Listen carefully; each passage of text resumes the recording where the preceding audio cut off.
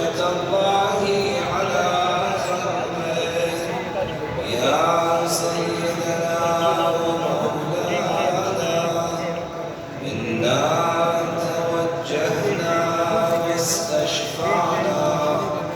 وتوسلنا بك إلى الله وقدمناك بين يدي حاجاتنا يا وجيها عند الله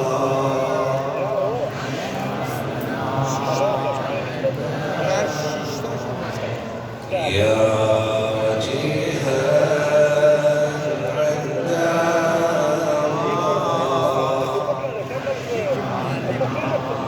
الله